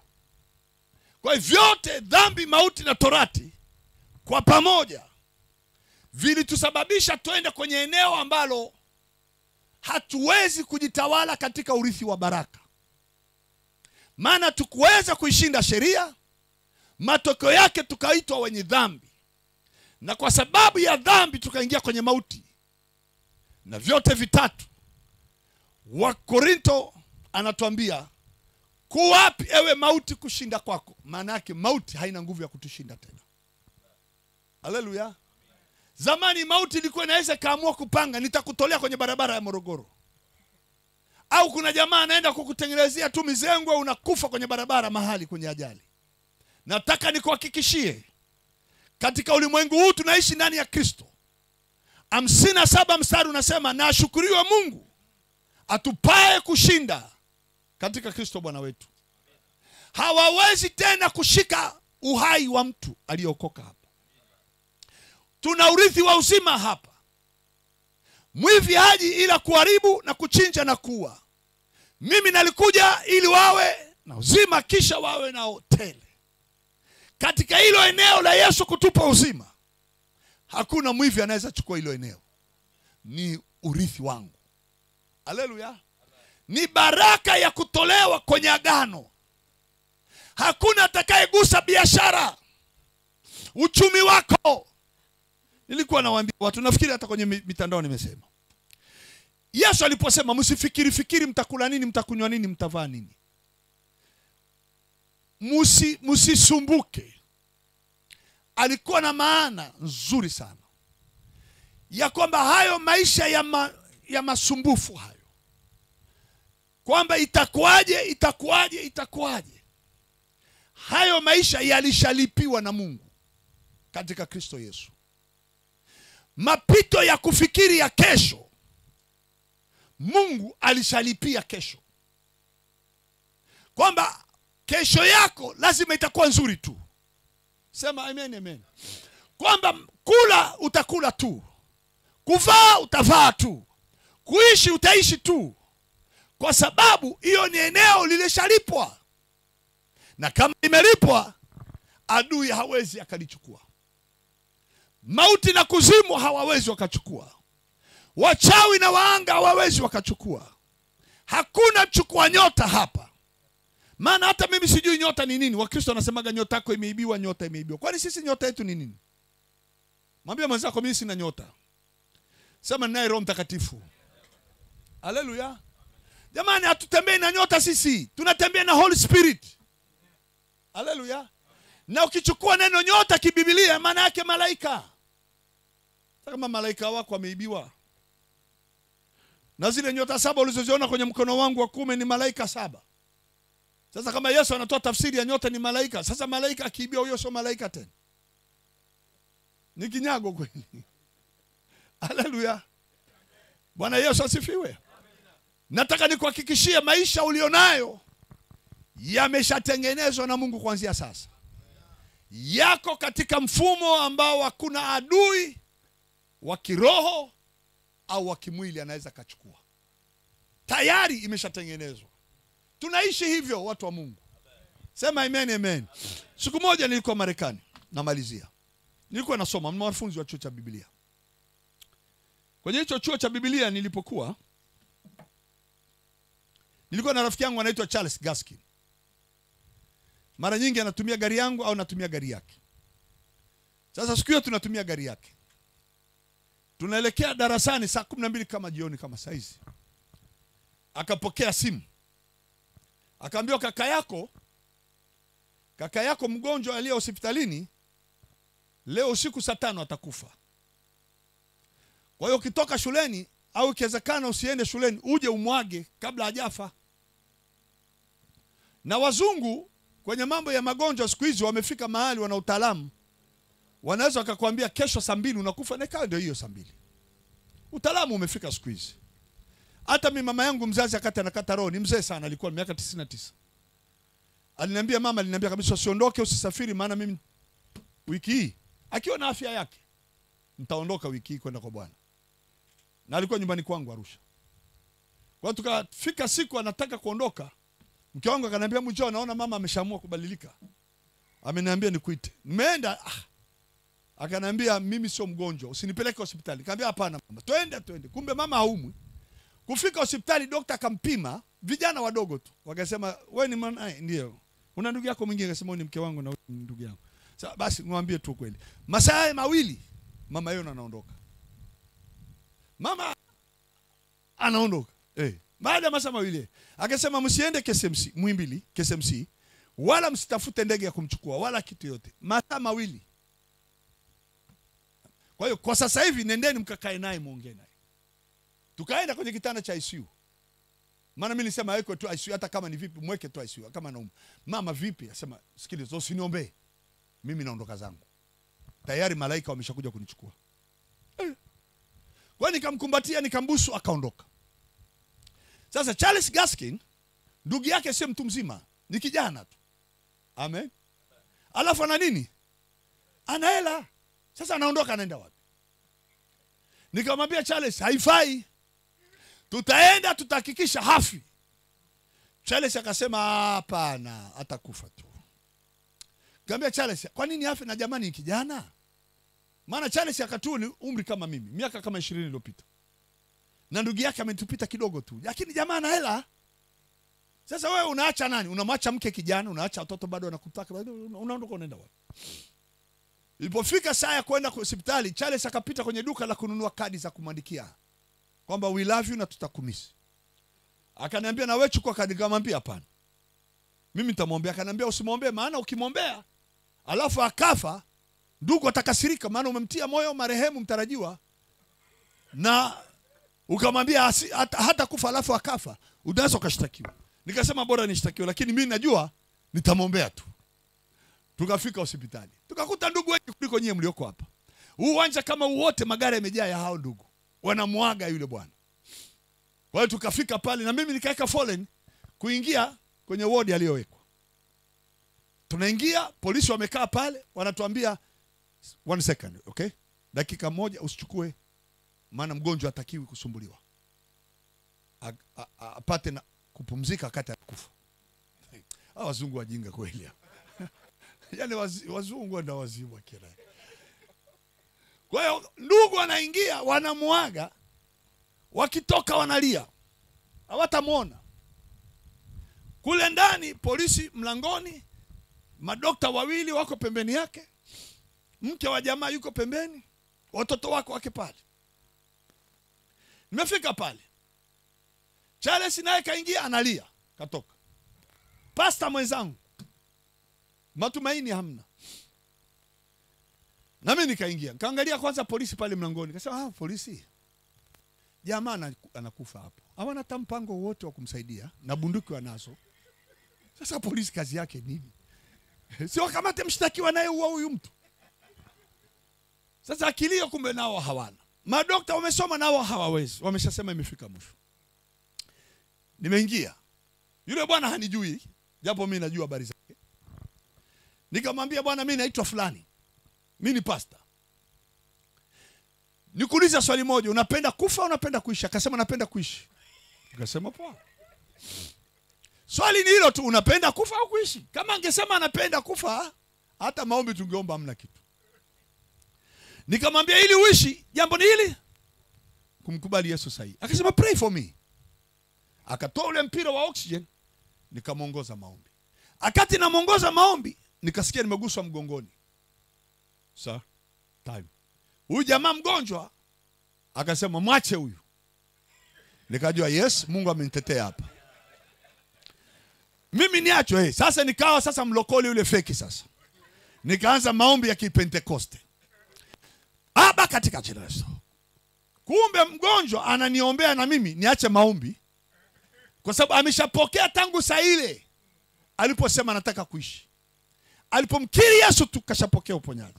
Lakini na mimi nikaanza kuleta yale maombi ya kinafiki marefu. Unajua kuna mlokole akikuombea mpaka unasema haki ya nani ameniombea. Kumbe hajaomba, amepiga kelele. Maombi ni ile sekunde tu bwana, unataka kuwa mzima ndio. Inuka jitwike godoro uende. Sasa unakemewa, unatingishwa shingo, unatingishwa miguu. Yesu maombi ni kelele za unafiki. Na sisi walokole bwana tunapataka majaribu ya kuombea watu kwa shida. Hata mimi zamani nilikuwa hivi. Unaweza kuwekewa mkono mpaka shingo inaweza kataka kuvunjika. Siku moja tulihudhuria semina mahali. Ukiguswa hivi unasukuma ili uanguke. Kama uanguke unakanyagiwa kwa chini, unapigwa chini, unadondoka. Na wanafiki wako kunyuma ili wakushika usianguke. Msukuma mmoja namkumbuka alikuwa mwimbaji wangu. Amevaa suti yake nyeupe na suruali iko hapa juu. Alipoona watu wanavyofanyiwa akaweka mguu mmoja nyuma hivi ili asianguke. Yule mhubiri tena ni wa Dar es Salaam. Akamwambia wewe unajitia mjanja, hutaki kuanguka. Akampiga kabisa. Jamaa msukuma akaanguka, akanyanyuka, akaenda akasema sirudi tena hapa. Haya maombi mengine sio maombi bwana. Hebu tutumie maombi ya imani. Sema amen amen. Haleluya. Kama mhubiri chukua tu nguvu ya imani, inawezekana. Kumwambia tu mtu pokea. Inatokea. Haleluya.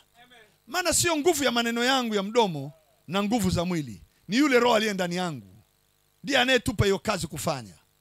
Haleluya. Haituchoshi hiyo kazi. Bwana asifiwe sana. Basi nikamaliza na yule mtu. Akamwambia dokta wake, nipeleke chumba kingine nikaniangalie. Mimi nikatoka, huyo Charles amegombana na mimi. Tumekarofishana, kwani umeomba? Lakini yule mgonjwa sijui alichoenda kufanya huko. Asubuhi, lakini nilimwambia pale kitandani, kesho asubuhi nitakunywa kahawa na wewe nyumbani kwako. Akasema, you promise? Nikamwambia yes, I promise you. Saa 4 Charles Kasoro yuko hapa nyumbani kwangu. Ulimwahidi kakaangu utakunywa kahawa? Nikamwambia ndio. Nilifikiri anakuja na ugomvi. Akaniambia yuko nyumbani, twende. Nikamwambia Charles, nilikwambia mauti imekataa. Sema amen amen. Mauti imeondolewa. Yaani kukiri tu mauti, urithi unaingia ndani ya mtu wa uzima. Mauti inakimbia yenyewe kwa sababu imeulizwa swali, kuko wapi kushinda kwako wewe mauti? Kuko wapi wewe mauti kutawala kwako ndani ya mtu tena? Hamna. Haleluya. Yule bwana nikaenda nyumbani kwake. Tena kwa mwanafunzi, kipindi hicho kilikuwa kigumu kwangu. Fika nyumbani kwa yule bwana, watu maelfu. Nikamwambia Charles, mbona magari? Akaniambia wale ndugu wote wako hapa wanataka kukuona. Nikasema sasa mbona hujaniambia nivae suti? Akaniambia hapana, nimevaa kaptula na malapa. Sina hata sura kama mhubiri tena. Tumefika pale. Kila mtu ana smile anaponiona. Na mimi nikaanza kusmile. Paka nyama zinataka kushikilia kwa sababu watu 300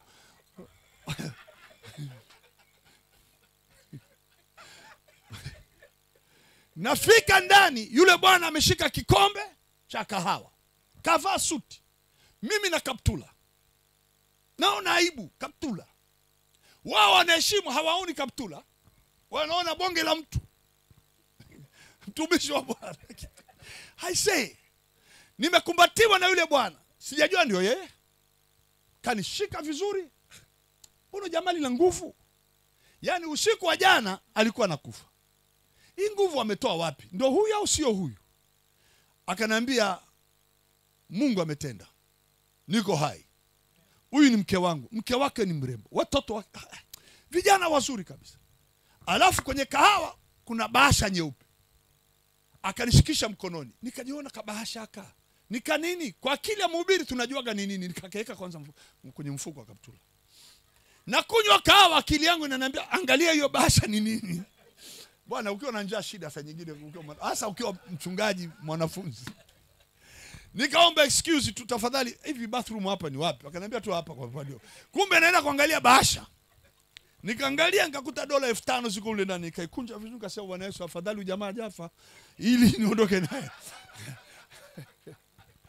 Nikaona Mungu amenikomboa. Mwanafunzi, wewe acha mchezo wewe. Na una mke analala na kusubiri wewe utume hela. Na unasoma. Wanajua wachungaji hao wakati ukisoma shule ya Biblia. Haleluya.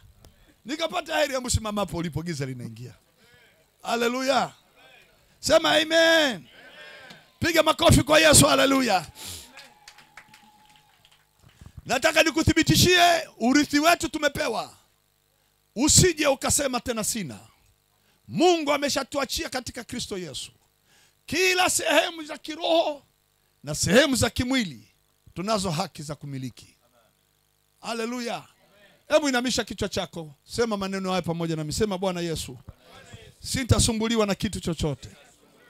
Hakika wema na fadhili zako zitanifuata siku zote za maisha yangu, nami nitakaa nyumbani mwako nikutumikie wewe. Wewe uliye mwokozi wangu, sintaonewa tena duniani. Mlango ulioufungua hakuna wa kuufunga. Ulivyoniinua juu hakuna wa kunishusha chini. Uliyenibariki, uliyenitia mafuta, hakuna wa kunihuzunisha. Hakuna wa kunitia katika maombolezo. Kwa damu yako Yesu umeniweka huru. Niko huru kweli kweli. Asante Masia. Ukiwa umeinamisha kichwa hivyo, tulia kimya. Kama hujampa Yesu maisha, hujawahi kuokoka, na moyoni mwako unajitambua kabisa unamhitaji Yesu, nikupe tu nafasi ya dakika moja. Unaweza ukaja hapa mbele. Nitaenda kuomba na wewe kwa dakika moja. Karibu hapa mbele. Asante. Asante. Karibu. Usisite, karibu hapa mbele. Hapo nyuma kamera, tafadhali. Asante. Joe, kama kuna mwingine.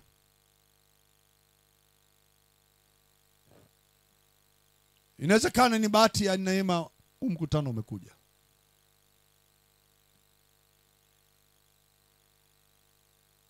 Natoa nafasi ya mwisho kwa mara nyingine.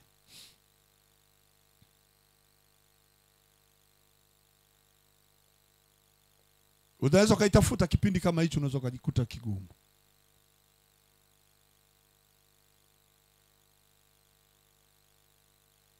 Nashuhudiwa wapo. Karibu. Mara ya kwanza. Kifika ya tatu nitamaliza. Mara ya pili. Mara ya tatu. Amen. Basi hawa ndugu waliokuja wawili, tuinamishe vichwa wote. Ningeomba watumishi wawili wasogee karibu nao, waeke mikono. Watumishi wawili watatu tusogee mbele, tuwaeke ndugu wale mikono. Wachungaji karibuni. Embu hawa ndugu wawili wakati wanawekewa mikono na hawa ndugu wataongoza sala ya toba. Embu waongoze sala ya toba, alafu niombe na wagonjwa walioko hapa. Unaweza kama umekuja na wewe ni mgonjwa, kuna hali unayopitia ya magonjwa. Kuna hali ambayo ni ngumu unayopitia. Tafuatisha maombi haya. Sema, Bwana Yesu, niko mbele zako. Mimi ni mwenye dhambi. Ninaomba rehema yako. Najua ulikufa msalabani. Amen. Roho Mtakatifu, asante kwa ajili ya watu hawa. Naomba walinde, watunze na kuhifadhi. Neema yako hiyo kwao ukawafanye kwa baraka, na neema yako ikaongezeke wao na nyumba zao. Ukawape vyote vinavyostahili katika Kristo Yesu. Uwape afya, ukawalinde na kuwatunza na kuhifadhi. Usiwapungukie mahali popote, bali uaminifu na upendeleo wako uwe pamoja nao. Katika jina la Yesu Kristo. Amen. Amen. Kama ni mgonjwa unaweza kaa huko hapa, njoo hapa mbele twende tuombe na wewe. Unasikia maisha katika mwili wako hajakaa vizuri. Mwili wako unagombana na wewe kwa maumivu fulani. Na kama pia unaona kuna eneo lako la kiuchumi lina vita ambavyo havijawahi kuisha, njoo hapa mbele pia. Maana kuna asili ya uchumi unaweza ukawa unaona sio sawa. Ni vita fulani vimeingia katika mali yako pa uchumi.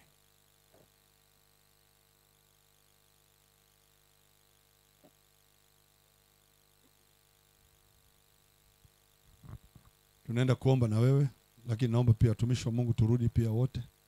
Hao watu wanahitaji kuwekwa mikono. Twende pamoja watumishi. Hebu inamisha kichwa, sema maneno haya. Sema wewe ule kuja mbele maneno haya.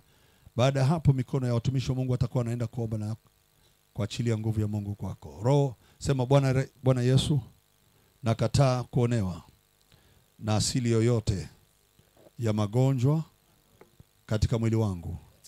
Nakataa madhaifu ya mwili yatokanayo na asili yoyote ya kichawi, ya laana, nguvu za giza.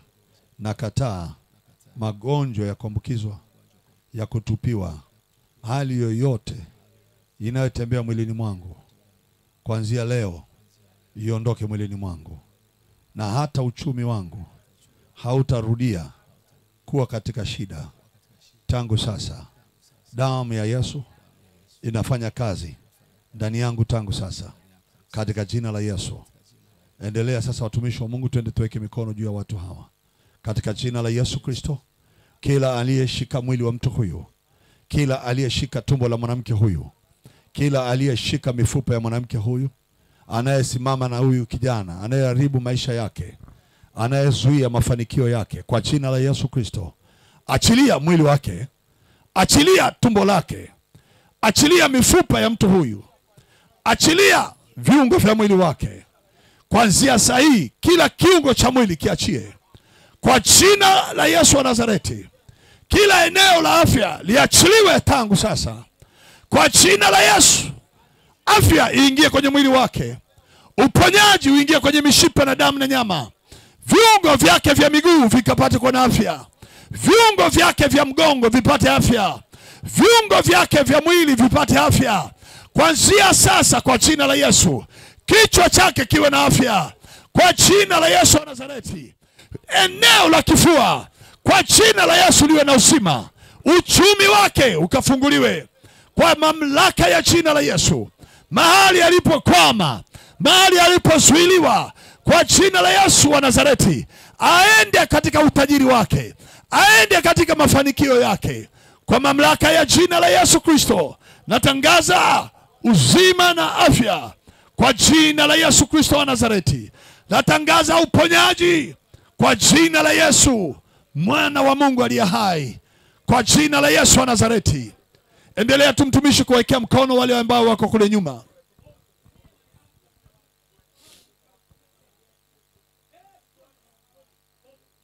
Kama umekwisha wekewa mkono, unaweza kurudi nyuma kwenye kitu kakae. Wale ambao bado watamaliziwa kuwekewa mikono, Mungu akubariki. Kuna mmoja hajawekewa mikono pale. Kama hujawekewa mikono, naomba uwekewe mikono, malize ukakae. Mungu akubariki. Utaona tu Mungu alichokufanyia kwenye hali yako ya mwili. Yawezekana hata katika wakati huu ukiangalia mwili wako utakuta kuna badiliko. Zaidi ya yote tunaenda kumaliza mkutano, na kama hujatoa matoleo yako na sadaka yako, hebu shika sadaka yako, twende tukatoe matoleo.